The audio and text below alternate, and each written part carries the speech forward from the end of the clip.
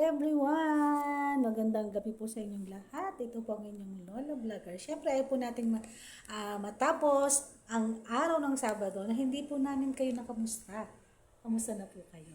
So, sana po ay nasa mabuti kayong kalagayan at siyempre, share ko lang po yung buong week na napag-usapan po namin sa aming po mga fellowship ay ang pag-ibig sa ating kapwa. So, sabi po ng Biblia sa 1 John 4:7 and 8, sabi po dito sa Tagalog po, mga minamahal, mag-ibigan tayo sa isa't isa sapagkat ang pag-ibig ay mula sa Diyos.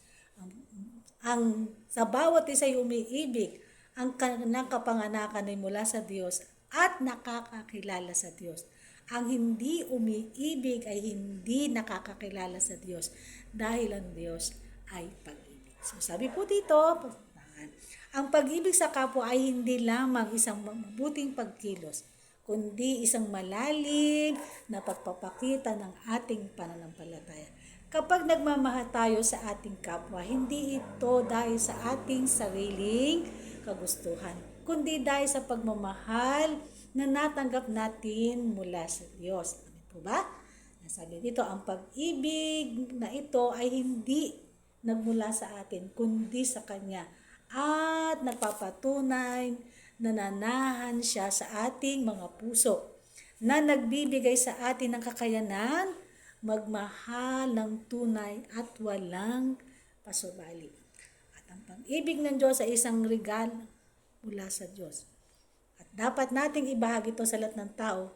Hindi natin dapat limitahan ang pag-ibig sa ilang piling mga tao lamang. Dapat tayong magpakita ng ating pag-ibig sa lahat, maging sa mga mahirap mahalin. Dahil ang pag-ibig ng Diyos ay walang hangganan. Ang pag-ibig ay hindi lamang isang pakiramdam, kundi ito ay isang kilos. Dapat itong ipakita sa pamamagitan ng ating mga salita at kilos, hindi lamang sa ating mga damdamin. So ito po yung magandang paalala sa ating lahat, mga kapatid. Magmahal po tayo ng totoo. Kasi ang Diyos ang unang nagmahal sa atin, so kailangan din po natin magmahal sa iba. So yan lang po yung ating munting paalala sa inyo.